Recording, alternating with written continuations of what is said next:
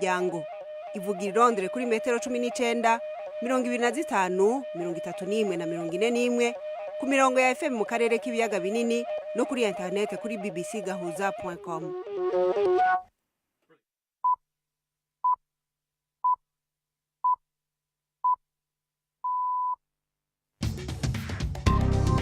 Ubu ni isaha 10 n'igice ku isaha mpuzamakungu ya GMT, isaha 12 n'igice mu Rwanda no mu Burundi. Muri kumwe na Florentine Kwizera. Ndabaramukije kandi ndabahaye ikaze mwese abakunzi ba BBC Gahuza Miryango. Izi ni zimwe mu ngingo zigize ikiganiro cacu co kuri uyu wa kabiri itariki 9 z'ukwezi kwa kane muri 2019. Ibintu ntibiratureha muri Algeria nubwo uyu munsi hagenywe umukuru w'igihugu w'imfata kibanza.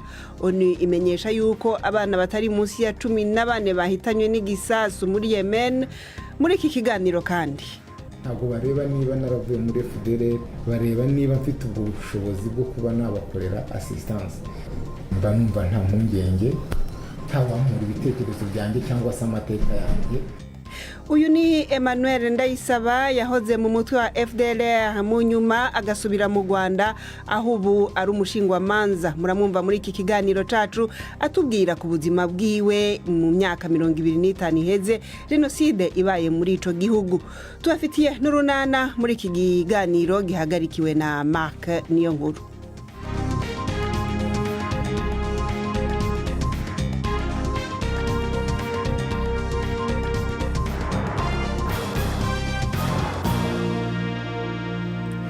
Nongeye kubaha ikaze duhera ikiganiro cacu muri Algeria aho inama nshingamateka yagenye umukuru w'inama nkenguzamateka Abdelkader Ben Salah gusubira mu gishingo ca Perezida Abdelaziz Bouteflika aherutse kugondozwa gutanga imihoho mu ndwi iheze. Inkuru ya Alan Johnson mishikirizwa na Mark Niyonkuru. Inama nshingamateka ya Algeria yakurikije ibwirizwa shingiro mu gushinga amabanga yo gutwara igihugu vy'imfata kibanza ufise imyaka myinshi mu bagize iyo nama. Bwana Ben Salah agiye gutwara igihugu mu kiringo c'imfata kibanza ari naco amatora azotegurwamwo. Ben Salah ntakundwa n'abari mu myerekano ikomeye yakuye President Bouteflika mu kibanza c'umukuru w'igihugu. Babona ko Ben Salah acuditse cane n'abamaze imyaka bari mu buzima bwa politiki bw'ico gihugu ari nabo bagomba ko bakinjura. Haheze iminota mikeyi iyo nkuru imenyekanye, abantu baciye basubira kwihereza amabarabara yo mu gisagara ca Alger. Abategetsi b'ibihugu vy'ubumwe bwa Buraya bariko baraja inyuma y'Ubwongereza ku cifuzo cabwo co kongerwa ikiringo co kwitegura kuva muri uwo muryango inyuma yaho umushikiranganje wa mbere Theresa May agiriye mu Budagi no mu Bufaransa kubisaba abo bategetsi. Umwe mu bategetsi b'Ubufaransa avuga yuko Ubwongereza bushobora guhabwa ikiringo fata kibanza mu gihe butogira uruhara mu gufata ingingo mu bumwe bwa Buraya mu kiringo buzoba bukiri umunyamuryango. Umukuru wa leta y'Ubudagi Angela Merkel yabwiye abo mu mugambwe wiwe yuko ico kiringo Ubwongereza bushobora kongerwa gishobora kugera mu mpera z'uyu mwaka canke mu ntango zuza. Edaho bukera abategetsi b'umwe bwa Buraya niho bazofata ingingo mu nama yabo kuri ico cifuzo c'Ubwongereza co kongerwa ikiringo co kwitegura mu kuva muri uwo muryango. Ishirahamwe mpuzamakungu rimenyesha yuko abana batari munsi ya 14 bishwe, abandi bagera ku 10 bagakomereka biturutse ku gisasu caturikijwe n'abagwanyi mu mugwa mukuru wa Yemen Sana. Inkuru ya Martin Patience mwishikizwa na Ari Yusufu Mugenzi. Uko icyo gisasu cyaturitse ku cyumweru ntibirasobanuka. Umubare wabo cyagizeho ingaruka nibwo ukimenyekana. Amakuru atangwa n'umuryango w'abibumbye aravuga ko benshi bari abana b'abakobwa bari munsi y'imyaka 9. Igisasu cyaturitse bicaye mu ishuri igihe cy'ifunguro ryo kumanywa. Inyeshyamba z'abahuzi ziravuga ko ari igitero cy'indege z'ibihugu biyobowe na Arabia Saudite, ariko izo ngabo zirabihakana. Ziravuga ko zitigeze zigaba igitero uwo munsi. Ishami ry'umuryango w'abibumbye rishinzwe ubuzima WHO riravuga ko abanyayemeni bagera ku bihumbi 10 bamaze guhitanwa n'iyo mirwano imaze imyaka 4. ishami ry'ishirahamwe mpuzamakungu rijejwe amagara y'abantu OMS rimenyesha yuko rifise amakuru yemeza yuko abantu batari munsi ya 47 bishwe mu micungararo ya Tripoli muri Libya. Abenshi muri abo bapfuye bakaba arabagwanyi, ariko 9 ngo barabanyagihugu basanzwe barimo ndetse n'abaganga. Tripoli yakomeje kuba ikirimbiro ry'ibitero by'ingabo ziyoboka Khalifa Haftar ari mu buseruko bw'igihugu. Uwo mugwa mukuru ukaburinzwe n'abagwanyi ba leta ishigikiwe n'ishirahamwe mpuzamakungu. Akamo ko guhagarika intambara kavuye hirya no hino, harimwo mu ishirahamwe mpuzamakungu muri Amerika ndetse no mu bumwe bwa Buraya, ariko rero ntikumvirijwe. Imwumva ni BBC gahuza miryango. Tugeze ku isaha imwe iburi minota hafi 26 nako 4 i Bujumbura ni Kigali.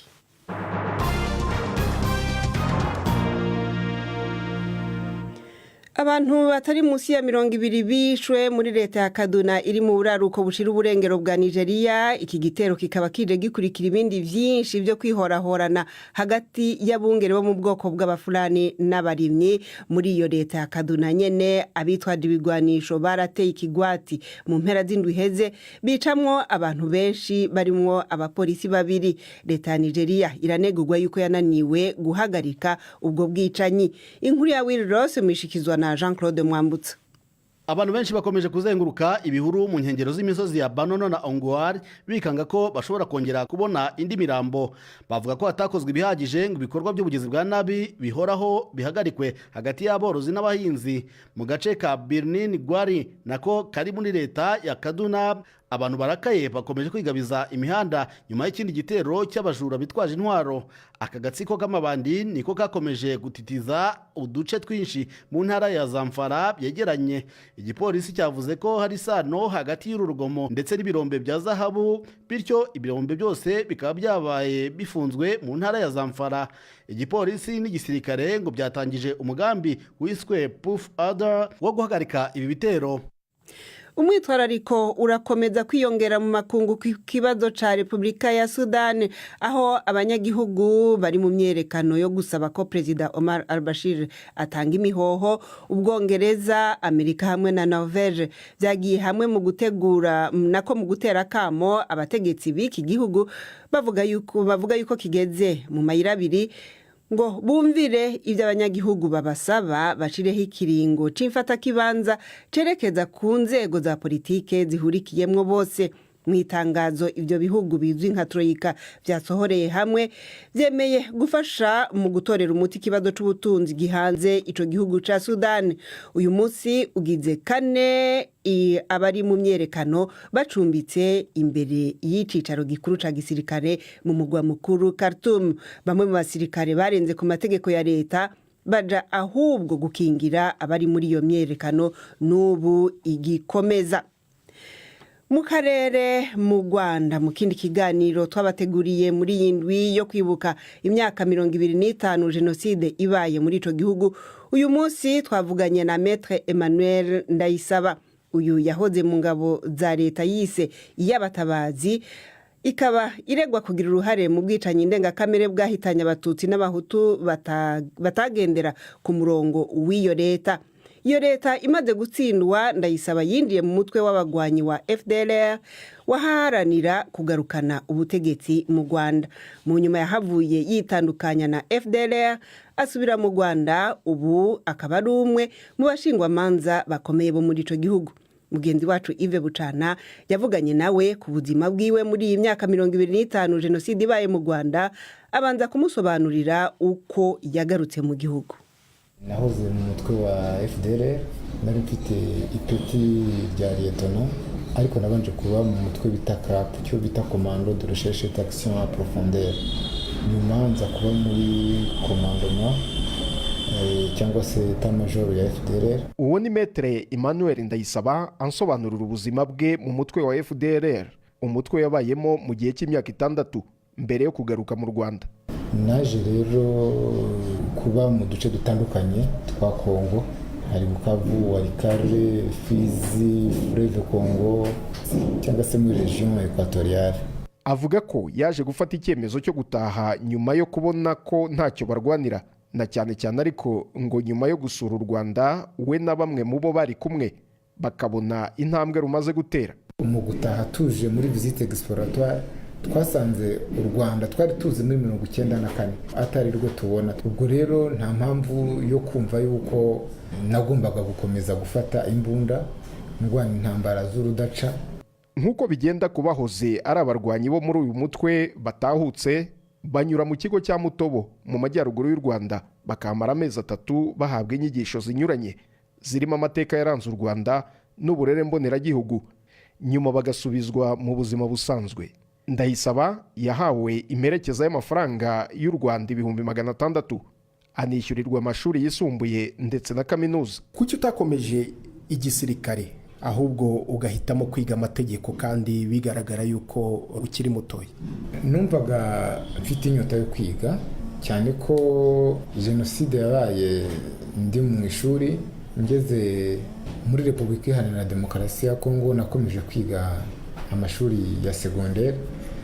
Ubwo ariko numvaga ngomba kurangiza icyiciro cy'amashuri yisumbuye nkakomeza na kaminuza.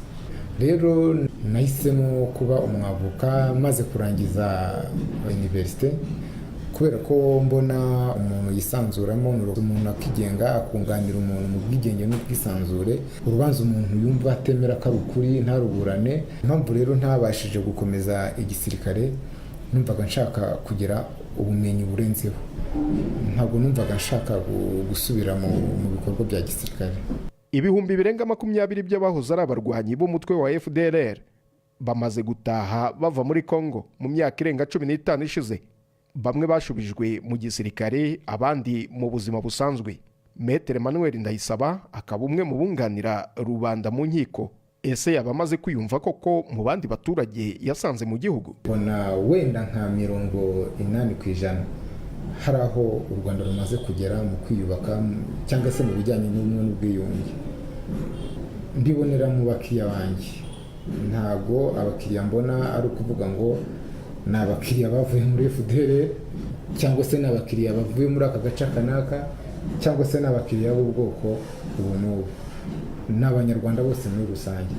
Ntago bareba niba naravuye muri FDL, bareba niba mfite ubwo bushobozi bwo kuba nabakorera assistance. Mba numva nta mpungenge, ntawampura ibitekerezo byanjye cyangwa se amateka yanjye. Uwo yari Maître Emmanuel Ndayisaba, yari umunywanyi wa FDLR, avuga ku buzima bwiwe amaze kuva muri uyo muto. Yaganira na Yves Bucana. Turakomeza n'ibiganiro vya BBC gahuza miryango twerekeza mu burasirazuba bw'isi. Muri Israel no munsi biriwe mu matora ya bose, amatora umushikiranganje wa mbere Benjamin Netanyahu ariko ageragezamo kuronka ico kibanza ku ncuro ya gatanu mu myiyamamazo itari yoroshe.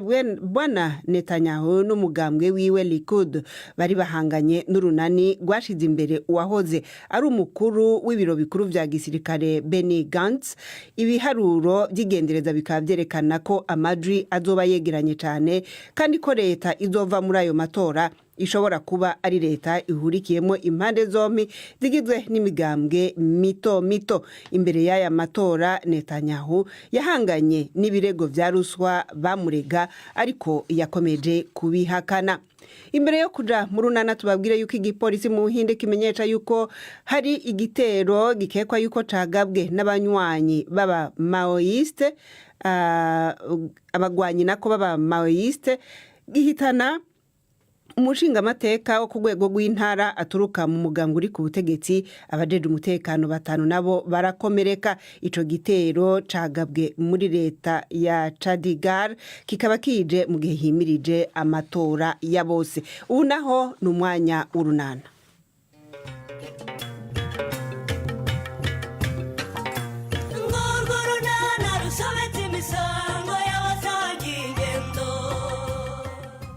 Stefano na Nadine bahejeje Tadeyo mu gihirahiro.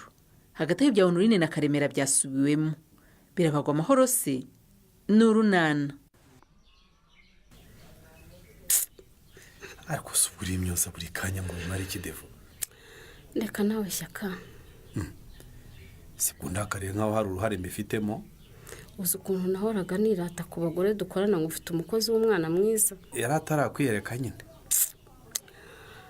Naramwizeye cyane rwose.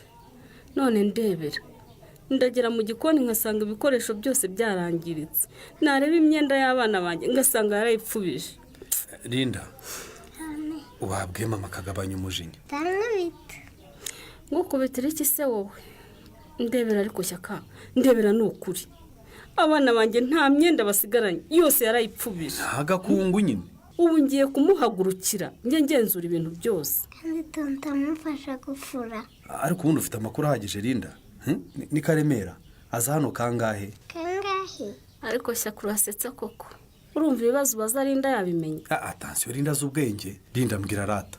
Karemera uramuzi? Tonta uza gusura Honorine se. Aza hano buri munsi? Akunda kuza Honorine akamuha ibiryo. Uranyumvira Shyaka? Buriya turya imiranga ya Karemera. Ntazamuha n'umureti wanjye. Ubwo uramuha bakaguha iki koko? Uranyumvira Devo? Wasanga n'amata tugura abana bayanywa. Uravuga iki uko numiwe Shyaka? Ariko tonta ni umuntu mwiza. Azana amandazi Honorine akama. Barya umureti we bakaguha amandazi mwana wa. Amana byeri maze. Linda, baguha byeri? Oya, nzayisanya na Honorine. Yenge amandazi na bombo gusa. Muranyumvira koko Devo? Ibi ni ibiki koko? Ndumva nsase neza. Ndasaze Shyaka. Ubu koko Honorine umuntu yamukorera iki? Ntabwo byumvikana pe. Ariko se n'ubu umwana wawe ntarakira Nadine? Aragenda yoherwa buhoro buhoro. Niko se? Ko mbona umuhibere akaryanga kongera akarira. Ubwo hari ikirimo koko? Yewe nuko bimeze pe. Abameke se ko mucuti wawe yantereranye n'ukuri burundu. Aha. Ubwo rero narinyuze hano ngo umpe bya bindi kuko ubu nanjye ndabikeneye ngo mbyikenuze. Hane nkubwira ko ntacyo yamariye Tade. Nta kintu yara nuko nta kintu arama. Ko tutari bwumvikane? Nukuri pe. Habe n'urutobo mfite muri iyi nzu. Si ibyo twavuganye Nadine. Rwose naguhaye amafaranga yanjye ngutabaye wagomba kuyashakisha ukanyishyura nta mananiza Nadine rwose. Erega nukuri ahubwo niwe nagira. Naho ubundi nzari giye kunyicira muri inzu n'umwana wanjye. Muranyumvira abantu b'Inyarurembo? Muranyumvira di? Ndakubwira ko nkeneye amafaranga yanjye ukambwira ibibazo byawe. Nukuri Tade, uyu munsi ni uwakado, ni uwakabiri ntakora ku munwa. Rwose ufite nk'igihumbi wakinguriza. Niko se? Karama. Ubundi uba muzima? Erega kuva nava kwa muganga Stefano ntarakandagira hano. Nyine wanguriza nande akazakwishyurira rimwe. Ariko Nadine. Karama. Ubundi unyambuye? Ntabwo nakwambura. Kandi ubundi ngewe Tade nta muntu njya guha amafaranga yanjye. Sinzi uko byagenze. Kubera abantu nkamwe babambuzi rwose. Nukuri narayabuze nagura kuyakwiye. Nadine. Karama. Iyi nzu yawe nta kintu kirimo umuntu yafatira? Nukuri pe ntacyo pe. Sha nuko ubaye umwana wa mushiki wanjye. Nyine. Rwose mba nkweretse. Nyine cinkoni zabo. Simvuge gutyo ngo ugire ngo nahara amafaranga yanjye Nadine. Naringize ngo nyuramba. Kukubabarira se bivuze guhara amafaranga yanjye? Yaba wowe yaba umugabo mwabyaranye mugomba kuyashaka mukanyishyura. Ndakwihanganiye na kodo nguhaye nkongereyeho iminsi 4. Ine yonyine. Sinyakurekeje.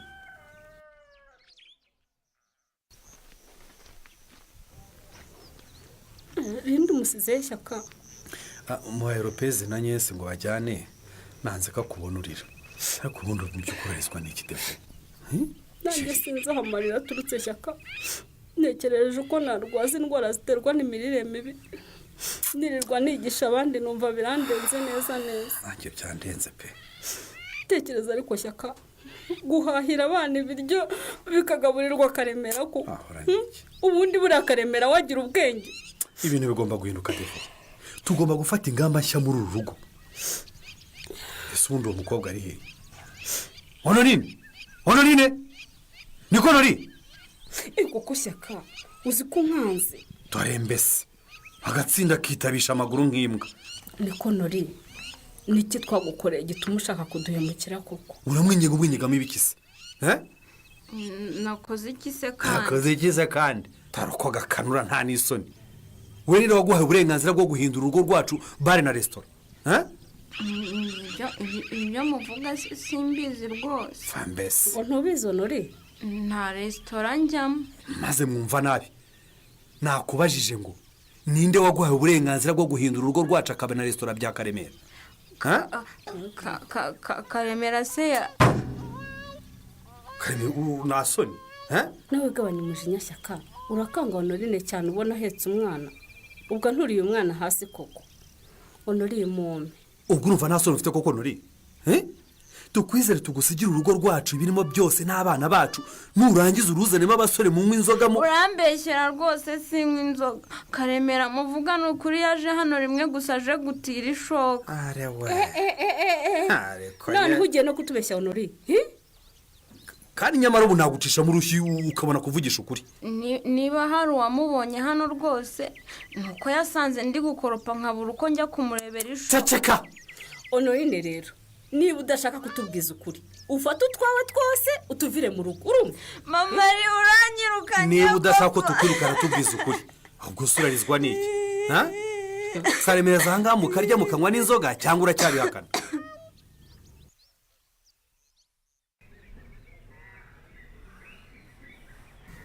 warugize ngo nayobye se papa Samwe none se ko abayobozi batubwiye ko twerekeza ku biro by'akagari wowe ukaba witahiye Beni sha papa Samwe ngiye nditahiye rwose kuki utashye nyine aho kujya aho abandi bari ngo ukurikirane ibiganiro nyine ibikorwa nagombaga gukora ndabirangije oya Beni no kujya muri iriya nama rwose ni ingenzi reka nkubwire papa Same rwose ngiye ntakubeshya ndumva bitandeba kubera iki ibikorwa byo gufasha nk'uko tuvuye kubakira uriya mubyeyi wasizwe iheruheru na jenoside yakorewe abatutsi nabijyamo nkakora pe ariko ibindi ndumva bireba abantu bakuru nk'amwe none se kuki wumva ko bireba abantu bakuru gusa Beni yega nuko ari mwe muzi ibyabaye papa Samwe none se nkatwe ko twavutse nyuma ya jenoside yakorewe abatutsi koko urumva tuzi ibyabaye uvuze neza ko mutazi ibyabaye mwana wanjye ntabyo tuzi rwose ni byiza rero ko mugomba kubimenya rero papa Samwe njye mba numva abantu bakuru nk'amwe ari mwe mukwiye kubibamo twe tukagendana n'igihe rwose uko bitekereza siko bikwiye kugenda Beni urumva urubyiruko rwacu rukeneye kumenya amateka yaranze igihugu cyacu cyane cyane inkomoko ya jenoside mukamenya uko yateguye kugeza ishyizwe mu bikorwa urumva erega nimwe mugomba kurinda igihugu neza muzi n'ingaruka byagize kugira ngo bitazongera kubaho ukundi ako papa Samwe rwose hanyuma se mw'abantu bakurura ntimugire icyo mukora nyine abantu bakuru tugomba kubabwiza ukuri erega burya biragoye kwirinda icyo utazi cyakoze ariko nimumenye ububi bw'ingengabitekerezo ya jenoside muzamenya neza uko muyirinda urumva Beni nakumvishe papa Samwe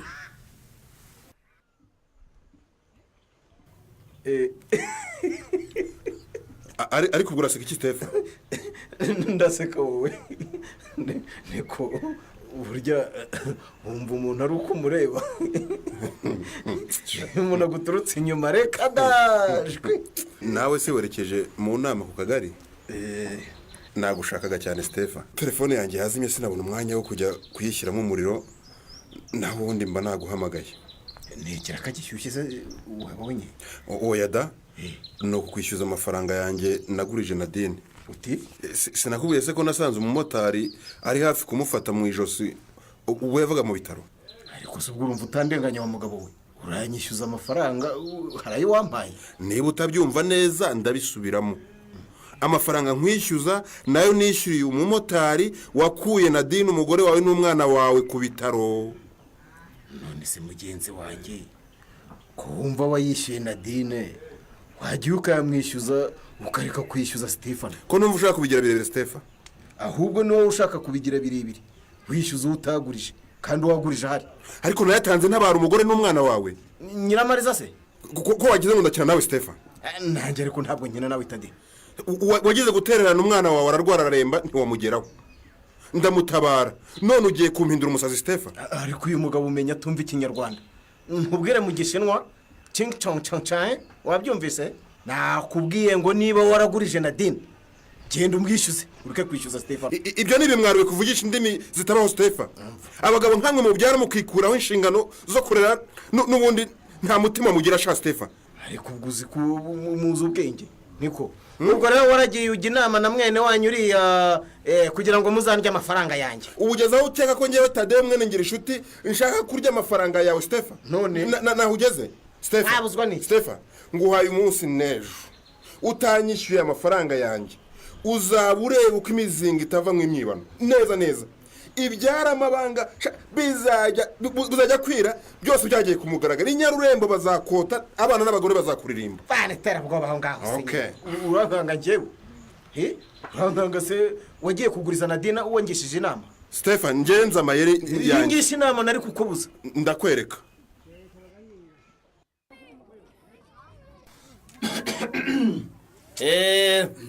Arakoze cyane umuyobozi w'urubyiruko utwibukije insanganyamatsiko aho igira iti kwibuka twiyubaka, ubumwe n'ubwiyunge, ubutabera, kurwanya ihakana rya jenoside no kubazwa inshingano. Rubyiruko ariko urubyiruko ruri hano muzamura amaboko tubarebe.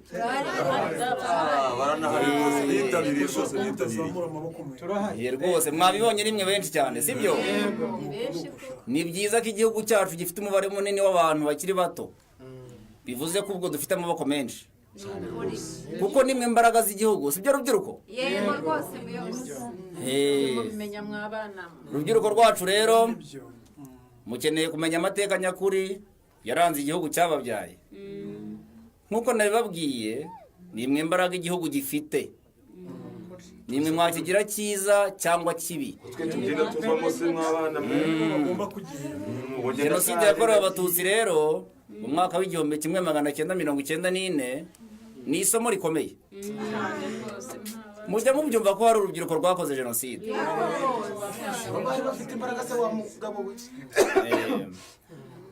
Abantu bakuru muri hano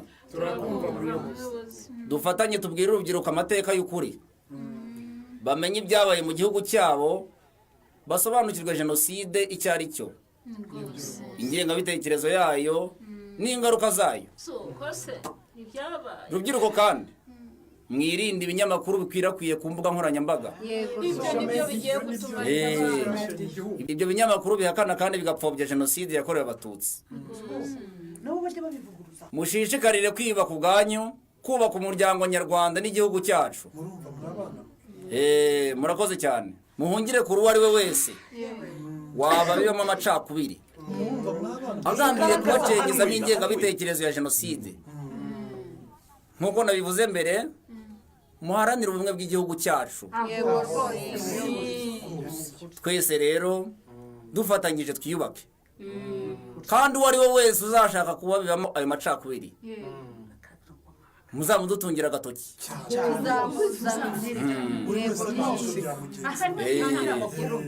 Amategeko arahari kandi twiteguye kuyakurikiza, duhana uwo ari we wese uzashaka kudusubiza inyuma abiba ingengabitekerezo ya jenoside. Mwakoze cyane.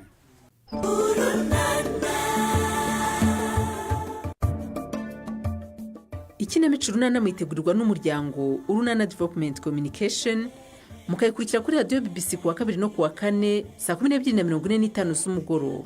Ikinamico Urunana kandi mwayikurikira kuri YouTube. Kuyigeraho andika ijambo Ikinamico Urunana Official maze utange n'ibitekerezo.